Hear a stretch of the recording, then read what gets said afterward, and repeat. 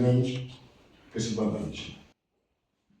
50 anys és ni més ni menys que el país, aquesta força de legitimitat ètnica que hi ha al país, però sobretot pels ciutadans.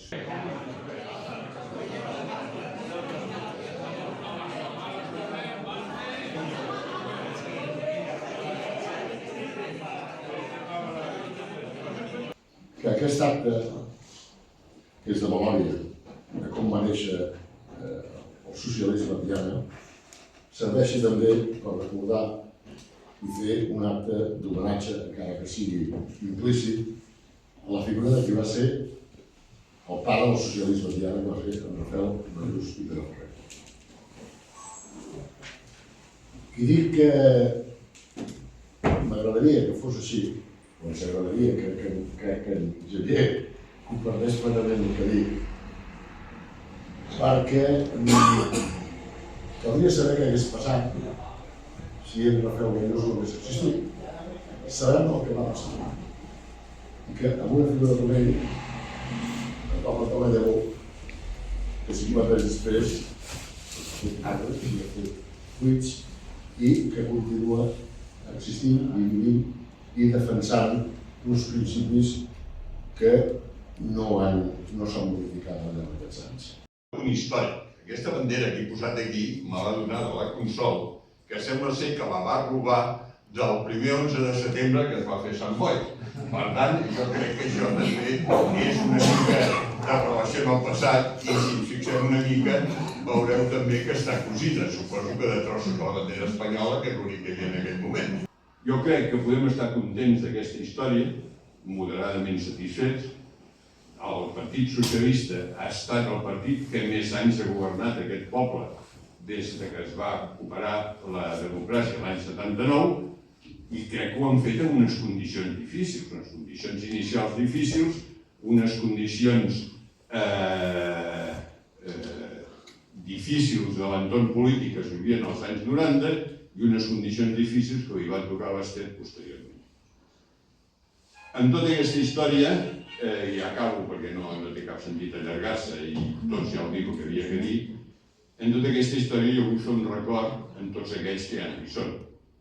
I no només aquells que ja no hi són, perquè han traspassat i estan al costat del nostre senyor tocant l'arpa o que siguem cadascú de nosaltres, sinó pensem també que hauríem de fer una reflexió de tots aquells que eren militants, eren simpatitzants i que ens votaven i que probablement ens han deixat de ser militants, ens han deixat de ser simpatitzants i poder ens han de deixar de votar. Jo sí que diria com 5 coses importants, o 5 lliçons apreses importants. Una és la necessitat inestimable de conciliar pactes. Pactes. Encara que tinguis una majoria absoluta.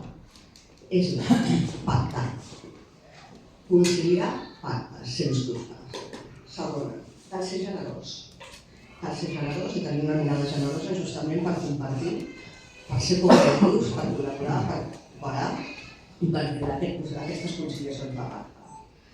Si a banda vols assumir responsabilitats polítiques, i això ho dic sobretot per les joves alcaldesses, i sobretot si ets dona, has de tenir un gran grau d'autoconeixement, perquè llançar-se a la piscina per se és complicadíssim, i més si ets dona. Tu només estàs en el punt de mira absolutament de tot. I després la quarta lliçó seria on no arriba el públic, arriba el privat, per tant, més necessitat de conciliació de pacte i, sens dubte, els llocs de poder, ja siguis primera secretària, ja siguis directora, ja siguis alcaldessa, comporta la solitud. I això s'ha de saber i s'ha de saber gestionar.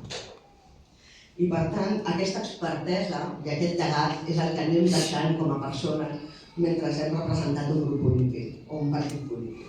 I des que, i ara no tant des del partit, però des que soc alcaldessa, una de les coses que he vingut fent de forma bastant regular és la celebració d'aniversari. La veritat és que em sento molt feliç de ser aquesta tarda aquí i haver compartit amb vosaltres una estona tan llarga i a més tan intensa i tan ben explicada. Penseu-vos que heu aconseguit mantenir l'atenció de molta gent que avui estem aquí, que hem escoltat atentament, gairebé sense tocar els mòbils, gairebé no han sonat els mòbils. Això és magnífic, és molt difícil d'aconseguir. quelcom així, en un moment en el que gairebé va tenir l'atenció més de 5-10 minuts de manera seguida, és gairebé impossible.